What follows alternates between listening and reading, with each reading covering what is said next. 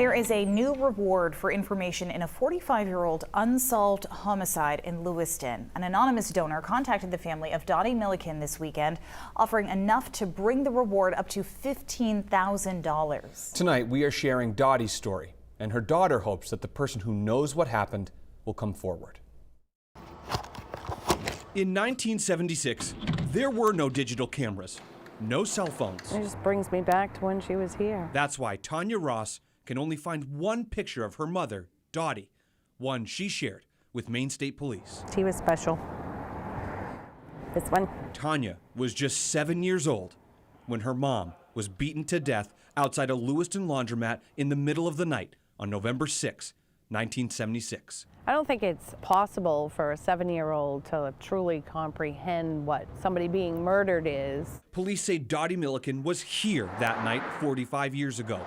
This used to be a laundromat right in the middle of busy Lisbon Street. Somebody should have seen something, especially on a Friday night, and especially during 1976. Lisbon Street was a wild ride.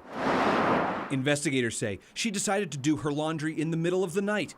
She was preparing to go back to work that Monday from maternity leave. We have police officers that actually place her there up until about 2:30 in the morning.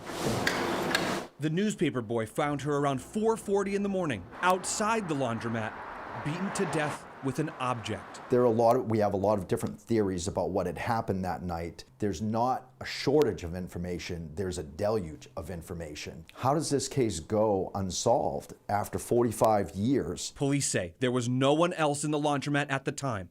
Both police and Tanya believe Dottie saw someone she knew and went outside. Given the brutality of the murder, I feel in my heart that it's somebody that she knew quite well. Police have narrowed down the window of time of the attack between 2:30 and 4:30 in the morning. After dozens of interviews, they have cut their list down to 5 people of interest.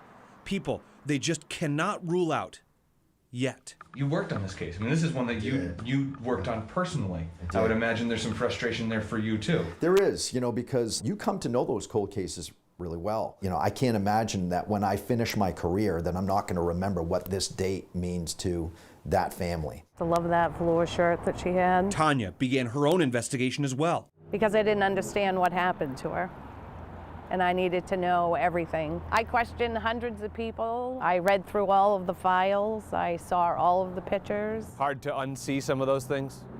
It's imprinted in your mind for the rest of your life. You lose your best friend for life. You have special moments throughout your life that you should be able to share with your mom, and you can't. You get married, you have children, you miss out on all of that. Tanya's own investigation was both heartbreaking and healing. The investigation that I did, what I learned is that, she fought for her life till the very last second. In my heart, I feel like I've solved it. It's a matter of getting the person that did this to come forward. She hopes by asking for information, sharing the story, that someone can shine some light on this unsolved homicide. You took 45 years away from my mother. You took 45 years away from myself and my family. And I am asking you to come forward and give up the rest of your life so that we can have the closure that we deserve. You can watch the full interviews with Tanya and Lieutenant Gosselin on our website. And if you have any information about this case, the family, as we said, is offering a $15,000 reward for a tip that leads to a conviction.